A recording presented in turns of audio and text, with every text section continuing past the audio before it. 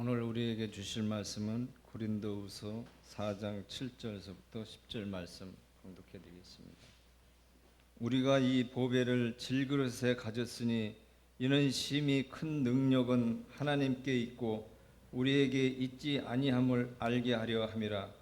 우리가 사방으로 우겨쌈을 당하여도 쌓이지 아니하며 답답한 일을 당하여도 낙심하지 아니하며 박해를 받아도 버림받지 아니하며 거꾸로 트림을 당하여도 망하지 아니하고 우리가 항상 예수의 죽음을 몸에 짊어짐은 예수의 생명이 또한 우리 몸에 나타나게 하려 함이라.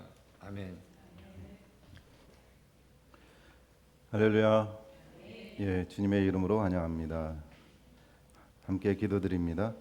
할렐루야. 살아계셔서 우리 가운데 역사하시는 좋으신 하나님을 찬양합니다.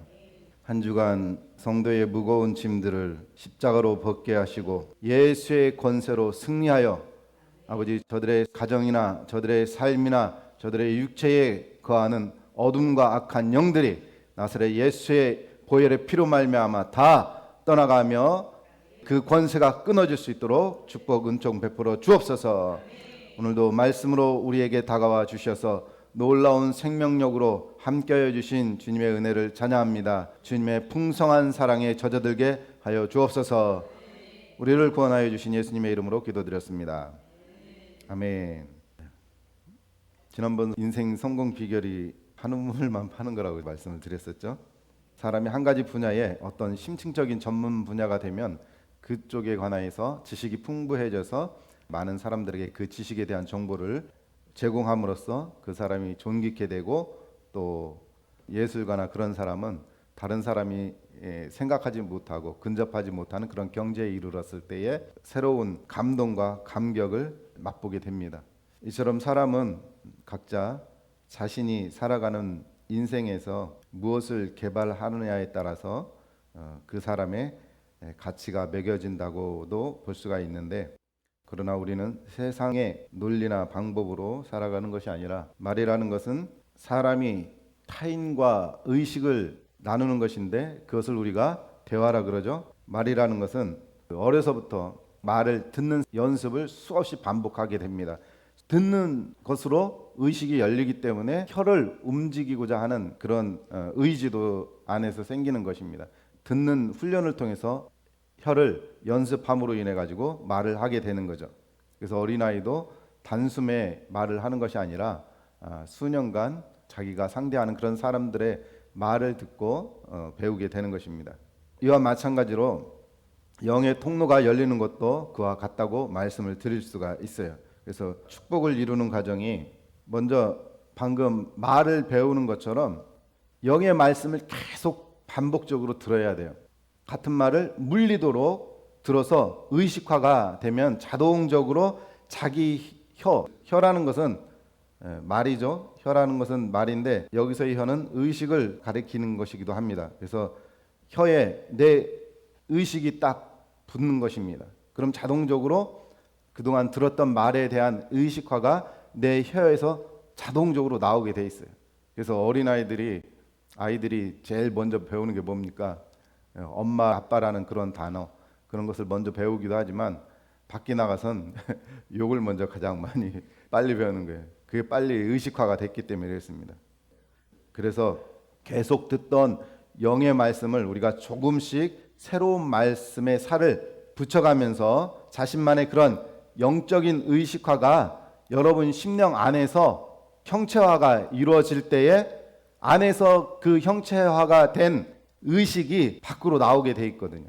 안에 있는 그 형체화를 통해서 그 내 안의 형체화, 따라서 합시다. 안의 형체화가 밖으로 환경과 연결된다.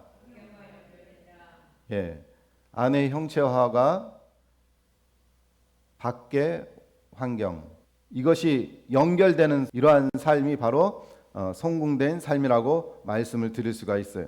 아무리 내가 열심히 움직여도 내가 이루고자 하는 그런 내 의식 안에, 내 생각 안에 이루고자 하는 그 의지의 형체가 밖의 환경과 연결되지 않으면 아무 소용이 없는 것이에요. 그것을 헛수고라고 그렇게 하죠. 이처럼 내 의식과 환경이 연결될 때에 현실에서 온전한 형체가 이루어지게 되는 것입니다. 이것이 바로 축복을 이루는 과정이에요. 그래서 여러분과 제가 끊임없이 하나님의 말씀을 듣고 말씀을 듣지만 말씀을 들어도 뒤돌아서면 잊어버리는 게 사람이에요. 저와 여러분들이 항상 하나님의 말씀을 같은 말씀일지라도 집중하면서 듣다 보면 그것이 우리의 의식의 말씀이 내 삶 가운데 나의 자산으로 쌓여져서 그것을 내 삶에 이룰 수 있는 그런 능력이 나타나게 되는 것입니다. 이 구원과 은혜는 첫째는 일방적인 것이 있어요. 일방적인 것. 이 구원은 우리가 이루고자 구원을 이루는 것이 아니라 오직 하나님께서 나를 택하여 주시고 하나님께서 내 속에 운행해 주셔서 내 의지와 나의 그 모든 인격을 성령께서 사로잡았기 때문에 구원을 이룰 수가 있는 것입니다. 그래서 일방적인 구원과 일방적인 은혜가 있어요. 그래서 일방적인 은혜는 믿음이 연약한 자들, 그러한 자들에게 하나님께서 은혜를 맛보기로 보여주죠. 그것을 통해서 하나님은 그 사람의 신앙과 믿음을 견인하고자 하는 하나님의 뜻이 있는 것입니다. 그래서 구원과 은혜는 일방적으로 우리에게 미치는 것들이 첫째는 구원은 절대적인 것이고 그러나 은혜는 두 가지로 나누고 이 은혜의 두 번째는 또 우리의 의지에 따라서 우리에게 있는 의지는 나의 의지가 아니라 사실은 성령에 감화된 의지라고 볼 수가 있어요. 그래서 이것조차도 하나님의 어떤 일방적인 주님의 주권이라고 인정할 수밖에 없는 것이 인간의 삶이거든요. 인간은 사실 자기 선택이 없고 자기 선택이라는 것은 오로지 사단이 주는 세상의 생각으로 움직이느냐 아니면 하나님의 성령에 감화된 그 하나님의 의식으로 움직이느냐 이 둘 중 하나거든요. 늘 우리는 이 두 가지의 싸움에서 우리의 인생을 만들어가는 것이에요. 그렇지만 이렇게 보편적으로 우리가 신앙생활을 한다고 보면 믿음은 순종을 동반하잖아요. 순종의 의미에서 은혜는 일방적인 은혜와 우리의 의지에 의해서 받는 은혜, 그것을 축복이라고도 합니다. 이 축복을 이루는 과정은 방금 전에 말씀드린 대로 우리가 하나님의 말씀을 듣고 얼마만큼 내 영 속에 내 영 안에 마음 안에 의식화를 통해서 형체화를 이루느냐 그 과정을 통해서 복을 받고 또 하늘의 상급을 이루게 되는 것을 믿으시기 바랍니다. 사랑에 응답하지 않으면 그 은혜의 감각은 떨어지게 돼 있어요. 여러분이 처음 구원받은 그 기쁨 얼마나 감사하고 감격했습니까? 그렇지 못한 사람이 계시다면 구원에 대해서 다시 한번 생각해 봐야 돼요. 하나님 앞에. 구원에 대해서 내가 감격하지 못하고 구원에 대해서 그 놀라움을 맛보지 못했다면 그 영혼은 다시 한번 하나님과 결산할 필요가 있습니다. 그래서 이러한 일방적인 구원과 일방적인 은혜가 나에게 주어졌을 때에 그 사랑에 응답하지 않으면 은혜의 감각이 떨어져서 자기 안에 감춰지게 되는 것입니다. 들여다보지 못해요. 자기 안에 있음에도 불구하고 그것을 들여다보지 못하기 때문에 그것을 소멸된다. 그렇게 표현을 할 수 있는 것입니다. 따라서 이러한 하늘나라의 은혜가 임할 때 그 사랑에 응답하는 자가 확장된 더 큰 은혜의 복된 길로 인도됨을 믿으시기 바랍니다. 따라서 합시다. 하나님의 사랑에 응답할 때 더 확장된 은혜의 복된 길로 인도된다. 또 의식화 작업이 필요합니다. 이 의식화 작업은 방금 전에 첫 번째로 말씀을 드린 것이고 다시 한번 말씀을 드려서 강조하자면 하나님의 생명이 말씀으로 내려오는 거예요.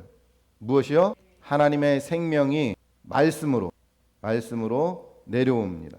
하나님의 생명이 누구를 통해서든 말씀을 읽든 경청하든 아니면 성경 공부를 하든 이 하나님의 생명이 말씀으로 내려와서 말씀을 귀담아 들어야 하며 이미 들었다 한 말씀일수록 더 큰 호기심을 가지고 말씀에서 내려오는 그 생명이 여러분 심령 가운데 임재될 때에 의식화 작업이 일어난다는 거예요. 댐에 물이 고여 있으려면 계속 같은 물일지라도 공급을 받아야 돼요. 이쪽에서 내려오는 물이 물리다고 수로를 바꾸고 그러다 보면 그 댐에 채울 시간이 없는 거예요.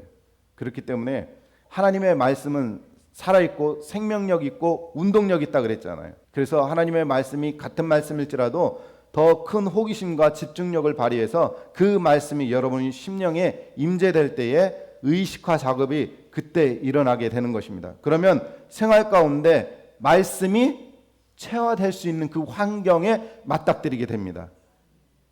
이것이 하나님의 말씀에 의식화되지 않으면 그 환경에 노출되었을 때 말씀으로 승리할 확률이 낮은 거죠.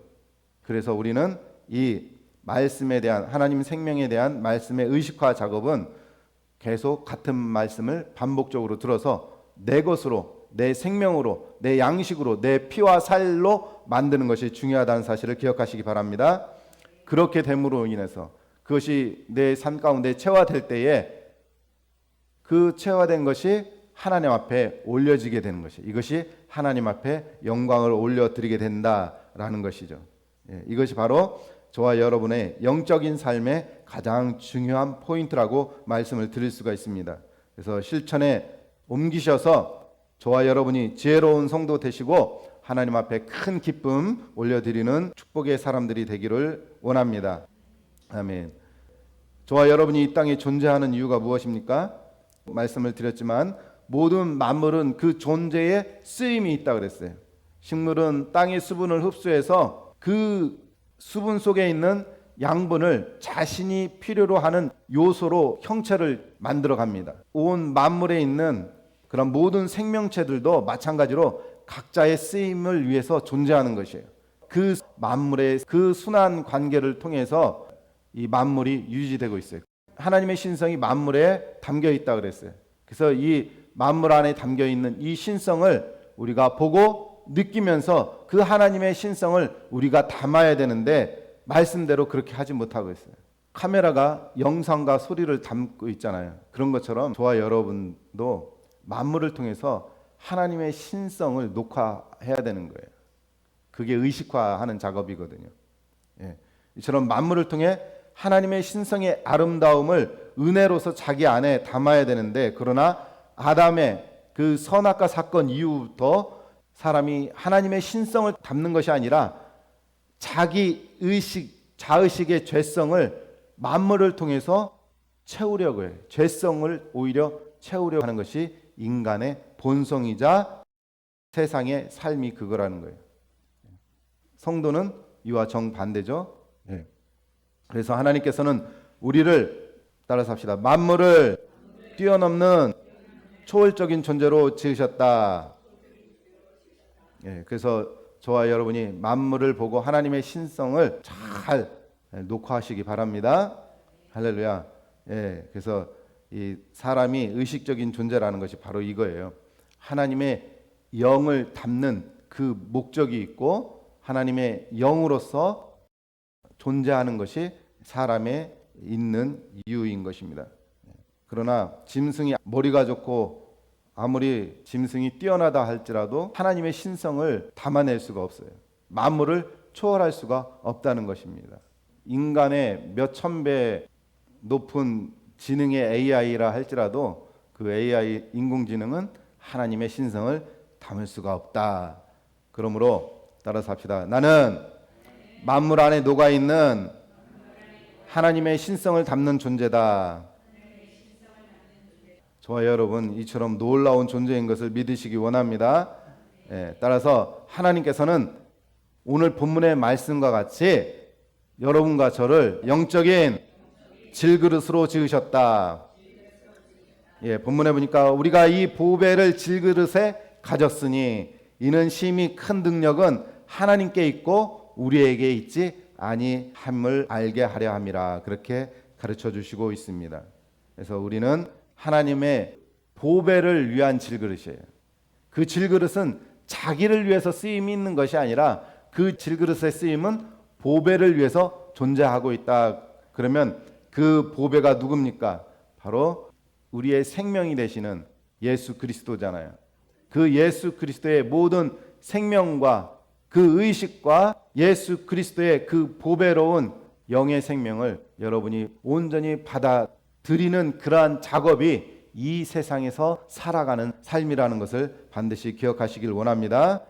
하나님께서 여러분과 저를 만드실 때 이처럼 그릇으로 만드셨는데 우리 몸이 그릇이기 때문에 무엇을 담느냐에 따라서 그릇의 쓰임이 다르게 되어 있어요. 어떤 것이 들어가느냐에 따라서 인생이 좌우된다. 여러분과 저의 인생을 쓰임이 있는, 영원한 쓰임이 있는 그러한 그릇으로 만드시기를 주님의 이름으로 부탁을 드립니다. 하나님께서 사람에게 하나님의 생기로 영의 통로를 만들어 주셨어요. 하나님께서 인간에게 하나님의 생기가 바로 하나님의 생명이에요. 이 생명을 우리에게 불어넣어 주셨어요. 그래서 영의 통로가 생긴 거예요. 통로가 생겨서 우리 안에 하나님을 의식하게 되고 하나님을 바라볼 수 있는 영의 눈이 띄어진 것이죠. 하나님의 생기로 영의 통로를 만들어 주셔서 그 영의 통로로 하나님의 형상, 그 형상이 우리 마음 안에 하나님의 형상, 하나님의 형상이라는 것은 영의 통로를 가졌다라는 거예요. 이 하나님의 형상은 다른 것으로 움직이는 것이 아니라 하나님을 향한 이 영의 통로로만 움직이는 것이 하나님의 형상이라 그 말입니다. 이 통로를 통해서 하나님의 생명이 이 영의 통로를 타고 사람의 영 속에 임재 그 공간 안에 들어와서 이 하나님의 형상이라는 것은 영원을 소유했다라는 거예요. 그런데 아담과 하와가 선악과를 따먹음으로 인해서 이 통로가 어떻게 됐습니까? 끊어지게 되었죠. 그래서 우리 안에 있는 하나님의 이 영원성이 사라지게 되어서 우리 인간이 죽게 되었다. 첫째는 육체의 사망이요, 둘째는 영원한 불못인 지옥에 들어가는 사망이 우리 인간에게 닥친 것입니다. 이것을 해결해 주시기 위해서 오신 분이 바로 우리 예수 그리스도신데, 저와 여러분이 하나님을 향한 영의 통로로서 보배를 담는 질그릇으로 지은 것은 예수님이 나의 생명이심으로 예수님이 여러분 심령 가운데 새로운 형상으로 들어오셔서 죽은 우리의 영혼과 인생을 새롭게 귀한 생명으로 연결시켜 주신 것을 믿으시기 바랍니다. 그래서 이 영혼이라는 것은 바로 영생을 말하는 것이고, 또 역순으로 짚어가자면 영혼이 사랑이에요. 영혼이라는 것은 하나님의 사랑입니다. 이 사랑을 통해서 모든 통로가 열려지게 되어 있습니다. 마찬가지로 이 사랑은 하나님의 형상인 것이죠. 이처럼 영의 생명이 여러분 심령 가운데 매일매일 영의 통로를 열어야 되는 것을 믿으시기 바랍니다. 오늘 은혜 받았다고 내일은 그냥 내가 하고 싶은 대로 그렇게 살아가는 것이 아니라 매일매일 하나님 앞에 영을 계속해서 확장시켜야 돼요. 군인들이 전쟁을 준비하기 위해서는 시시때 때마다 그 무기들을 갈고 닦습니다. 녹슬지 않게. 그래야 무시에 어떤 일이 발생했을 때 그 무기를 제대로 사용할 수가 있는 것이에요. 이와 마찬가지로 우리가 한번 은혜를 받았다고 그칠 것이 아니라 우리의 영을 날마다 성령의 보혈의 피로 늘 우리 영을, 여러분의 영을 관리하시기를 주님의 이름으로 부탁을 드립니다. 그래서 사람은 본질적으로 영이 세 가지가 있어요. 첫째는 사람의 영이 있고, 두 번째는 천사의 영이 있어요. 세 번째는 어떤 영이 있어요? 하나님의 영입니다. 그래서 마귀도 사실은 타락한 천사죠. 마귀. 타락한 천사가 여러분과 저의 삶을 고달프게 하는 것입니다. 그리고 이 천사의 영과 마귀의 영이 늘 우리 인간 안에 역사하는 거예요. 인간에게. 천사의 영을 받아들이느냐 아니면 마귀의 영을 받아들이느냐에 따라서 우리의 질그릇에 그 질적으로 차이가 난다라는 것이죠. 그래서 사람은 내가 또 다른 사람과 상대할 때에 이 사람이 천사의 영으로 받아들여진 사람인가 아니면 세상의 영인 마귀로 받아들여진 사람인가, 그거에 따라서 내가 이 이웃을 상대하잖아요. 그러면 이 사람 안에 있는 영이 나에게 묻어오는 것이, 그것을 우리는 사람의 영이다 그렇게 이야기하는 거예요. 그러면 사람의 영도 결국은 천사의 영이거나 마귀의 영이 되는 것입니다. 이처럼 세 가지의 영을 의식을 받아들이는데, 사람은 그래서 움직이는 질그릇이다. 아기가 태어나면 제일 먼저 엄마를 통해서 의식을 집어넣죠. 영을 통해서 아이가 사랑을 먹어야 돼요. 고린도전서 2장 11절에 보니까 사람의 일을 사람 속에 있는 영 외에 누가 알리요. 고린도전서 5장 3절에 보니까 내가 실로 몸을 떠나 있으나 영으로는 함께 있다 그렇게 말하고 있어요. 내가 아무리 말을 떠든다 할지라도 내 속 사정은 다른 사람이 알 수가 없는 거예요. 내 속에 있는 그 영의 사정은 성령님밖에 모르는 것입니다. 그래서 영의 사람들은 성령이 운행하시기 때문에 말을 하지 않아도 그 영을 통해서 그 속사람의 사정이 전달되게 되어 있거든요. 이것이 성령의 역사인 거예요.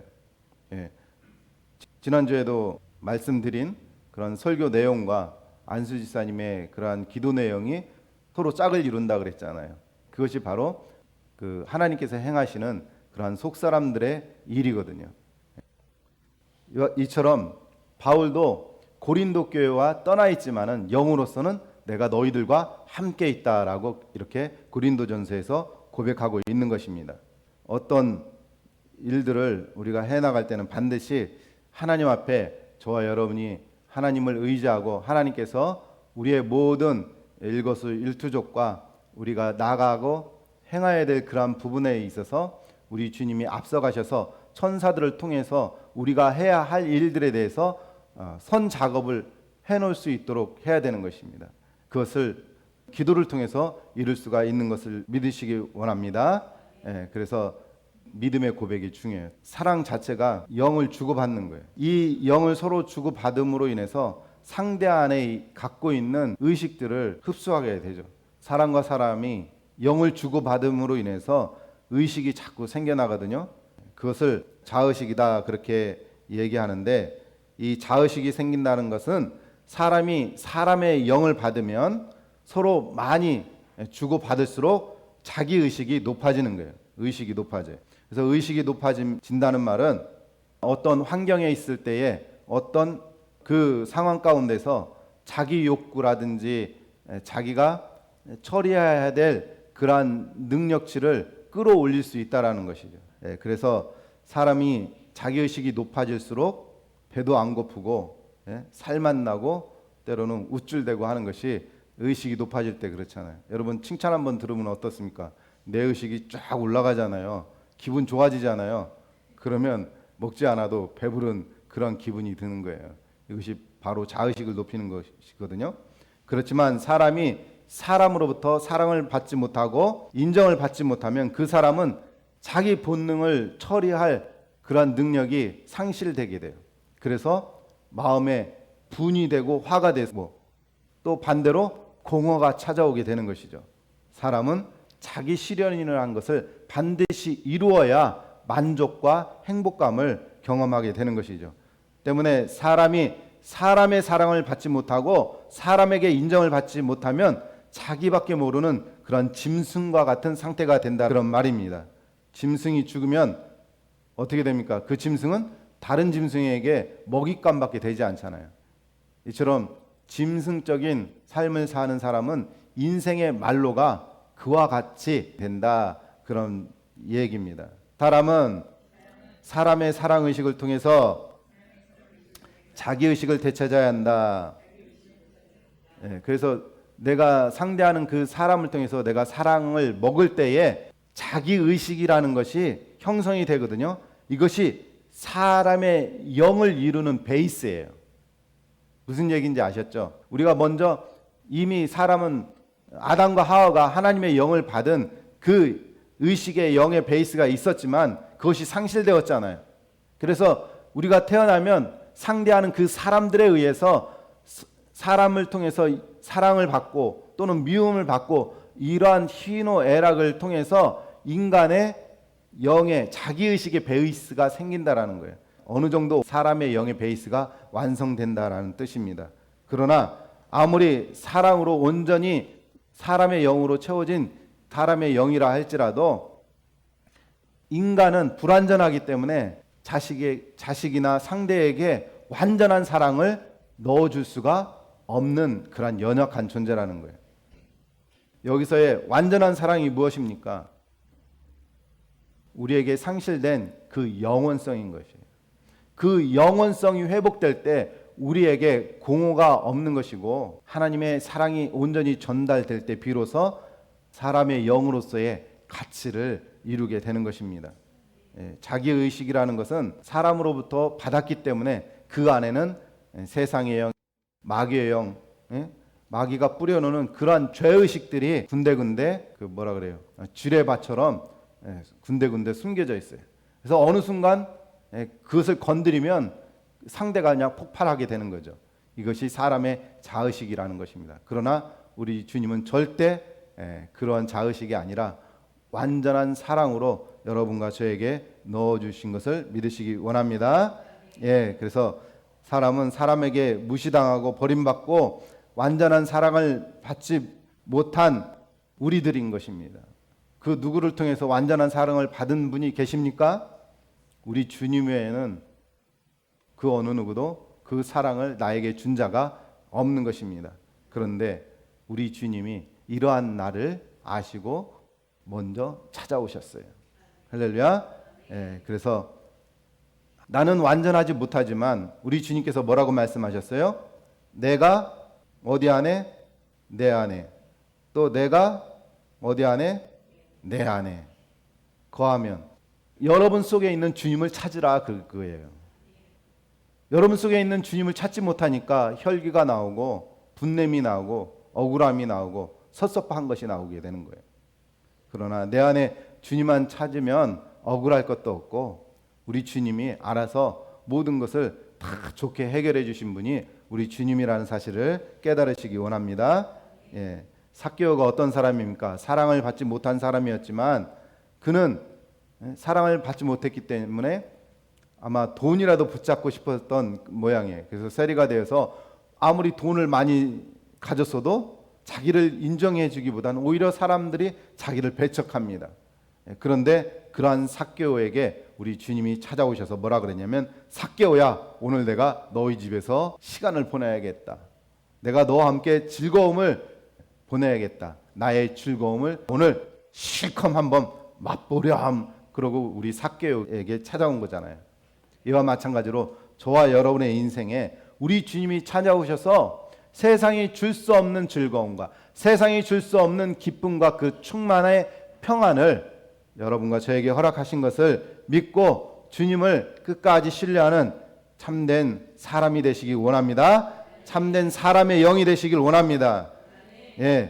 이처럼 삭개오는 많은 사람들에게 인정받지 못하고 배척당한 사람이었지만 주님이 찾아오시자 자신 안에 있었던 그런 탐욕과 사람으로부터 받던 그 미움에 대한 그러한 것들이 다 눈녹듯 사라지고 무엇이 생겨났어요? 주님으로 인한 기쁨의 충만이 생명력으로 나타나게 되었던 것입니다. 이처럼 주님을 만나면 먼저 따라서 합시다. 주님을 만나면 내 영이 회복된다. 주님이 찾아오셔서 나의 생명에 영원한 생명을 입혀주시고 영이 회복되었기 때문에 그것이 곧 치유의 사건인 것입니다. 따라서 합시다. 구원이 치유의 사건이요. 그 치유의 사건을 통해서 내 몸과 인생이 복을 받는 것이다. 그러므로 지금 오늘 이 시간 그리고 앞으로도 우리 주님은 여러분의 영적인 눈높이에 딱 맞게 찾아오시는 것을 믿으시기 원합니다. 주님의 사랑이 만져지고 느껴지면 삭개오처럼 기쁨의 사랑으로 여러분의 심령이 넘쳐나게 될 줄로 믿습니다. 그러면 아침에 일어날 때도 기쁘고 밥할 때도 기쁘고 일할 때도 기쁜 거예요. 주님을 통해서 기쁨을 회복하시는 여러분이 되시기 원합니다. 주님의 사랑을 받아들이면 자기 안에 참된 자기의식으로 뒤바뀌게 된 거예요. 사람을 통해서 받은 자기의식은 불완전하고 세상의 그러한 지뢰와 같은 그런 잘못된 의식들이 내 안에 있지만 우리 주님으로부터 받은 의식은 참된 자기의식이 되는 것이에요. 그래서 내 안에 있는 참된 자기의식은 나라는 개인의 의식이 아니라 우리 주님의 의식을 바라보는 것입니다. 이것을 또 다른 말로 자존감이라고 표현할 수가 있어요. 이 자존감은 내가 나를 높일 수 있는 것이 아니라 우리 주님이 높여주는 것이에요. 예. 성격이 좋고 나쁜 그런 사람은 근본적으로는 없는 것입니다.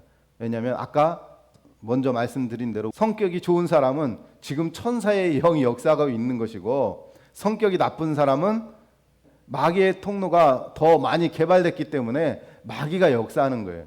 그래서 사람은 근본적으로 성격이 좋고 나쁘다라고 따질 수 있는 것이 아닙니다.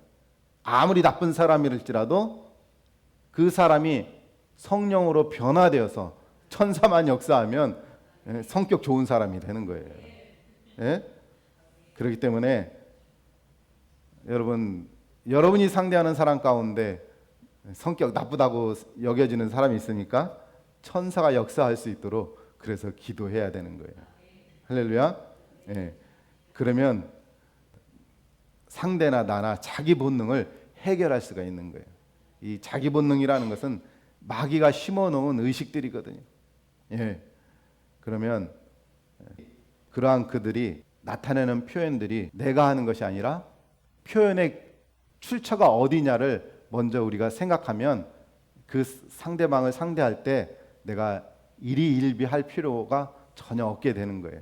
그냥 유연하게 주님의 마음으로 그 상대를 바라볼 수 있게 되는 거죠. 할렐루야. 그러면 여러분 안에 미움도 다 허상이요, 분냄도 다 허상이라는 것을 깨달을 수가 있잖아요. 할렐루야. 이러한 정말 주님이 주신 평안으로 살아가시기를 원합니다. 때문에 아무리 못난 사람도 계속해서 내가 사랑을 주기만 하면 그의 쓰임의 통로가 바뀌게 되는 거예요. 자의식의 문제를 다스릴 수 있는 자가 되어서 그 사람이 하나님의 영으로 채워지게 되는 것입니다.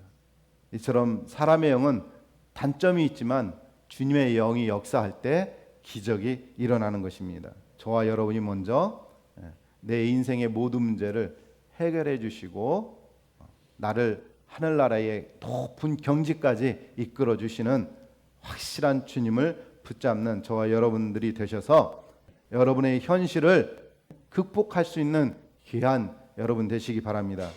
여러분, 현실의 극복은요, 대가를 치르는 것밖에 없어요. 대가를 치르지 아니하면 현실을 극복하는 것은 불가능한 것입니다. 그래서 우리 주님이 우리의 죽음의 문제, 영생의 문제가 극복되지 않았기 때문에, 할 수도 없기 때문에 우리 주님이 찾아오셔서 내 대신 그 대가를 지불하신 분이 우리 주님이라는 사실입니다. 예. 한 국가와 그 국민이 번영과 안녕을 누리는 것은 뭐예요? 전쟁에서 군인들이 목숨을 걸고 싸운 그 대가가 있기 때문에 그 나라와 국민이 평안하고 번영을 이룰 수 있는 것 아닙니까? 사실 군인들은요, 사기를 돋아줘야 되잖아요, 그렇죠? 예, 사기를 돋아주는 것이 바로 그 의식을 높여주는 거예요. 그러면 그 의식을 높여주는 것은 사실 허상으로 높여주는 것인데 그것으로 군인들이 기세등등하단 말입니다. 그러면 그 기세를 가지고 나가서 싸우게 되는 거죠. 그러다 희생을 당하는데 군대의 시스템이 그렇기 때문에 어쩔 수 없는 것입니다. 국가의 시스템도 그렇고, 이처럼 세상에서 자의식을 높여주면 사람들은 물불을 안 가리고 마구 악의다툼으로 경쟁을 합니다. 예를 들어서 옷 파는 가게에서는 그 주인이 어떻게 합니까?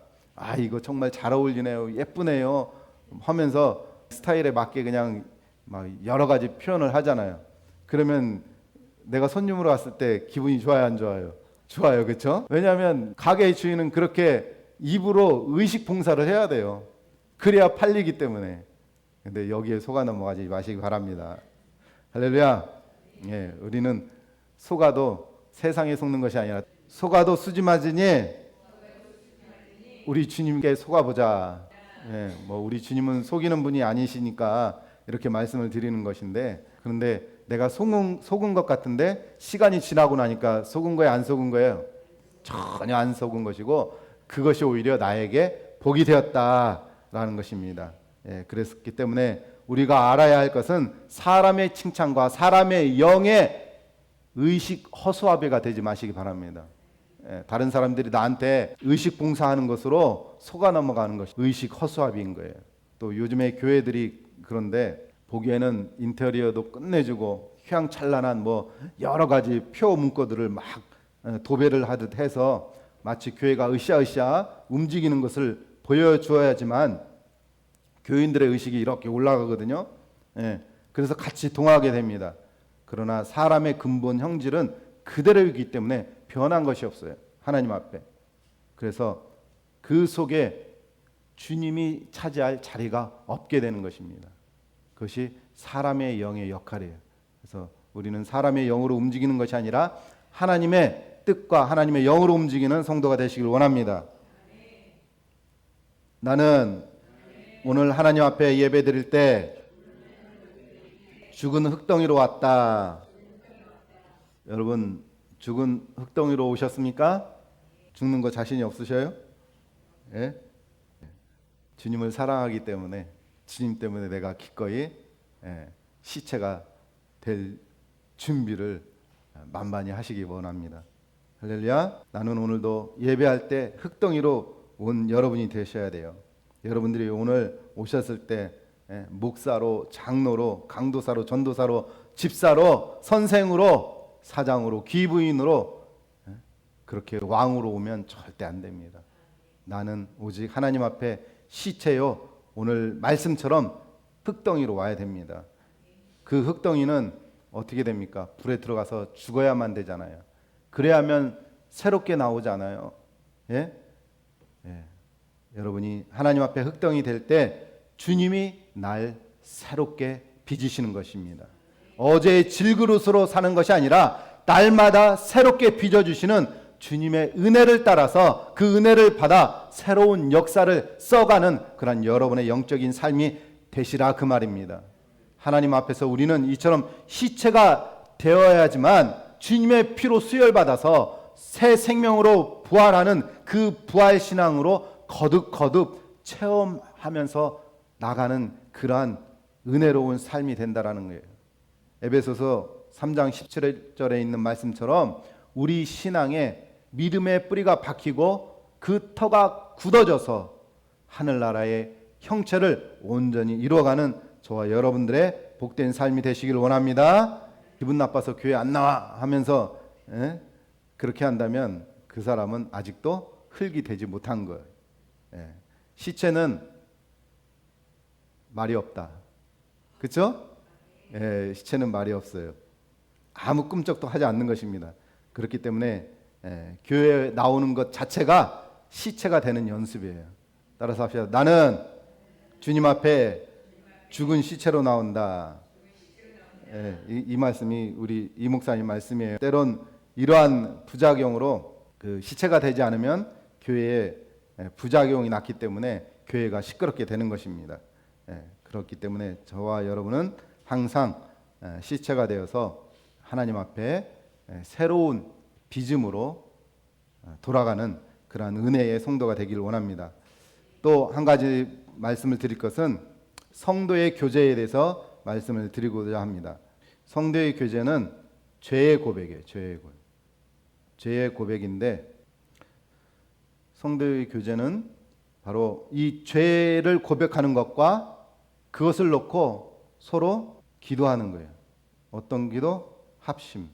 죄를 고백하며 그 죄에 대해서 같이 그 죄를 이기고 승리자가 되기 위해서 합심으로 기도하는 것입니다. 그래서 근본적으로 이러한 죄를 고백하면 자의식 환경을 영의 환경으로 바꿔주는 사역이 바로 성도의 교제다라고 말씀을 드릴 수가 있습니다. 그래서 아무리 교회에서 기분 나쁜 일이 있다 할지라도 픽 하고 돌아서거나 시험당하지 마시기 바랍니다. 오히려 교회에서 무시당할수록 기분 나쁜 일이 있을수록 따라서 합시다. 축복을 열어주시는 기회다. 이것이 주님의 사인이에요. 그것을 통해서 내가 기경이 될 수 있고 그것을 통해서 내가 더 주님 앞에 매달릴 수 있기 때문에 그래요. 어쨌든 저와 여러분들이 하나님 앞에서 정말 겸손한 마음을 잃지 않아야 돼요. 저와 여러분이 어떤 신앙생활을 어디 가서 하든지 간에 늘 겸손을 통해서 하나님과 정말 벗이 되고 삭개오의 벗이 되었던 우리 주님처럼 늘 여러분 가정과 여러분 심령 안에 기거하시고 함께 즐기시는 주님이 되시도록 그런 축복 가운데 거하시는 즐거운 삶이 되시기를 축복합니다. 그래야 세상으로부터 어떤 어려움이 와도 우리 주님을 통해서 이겨낼 수 있지 내 능력으로는 이겨낼 수 없음을 기억하시기 원합니다. 기도하십시다. 할렐루야. 살아계신 하나님 감사합니다.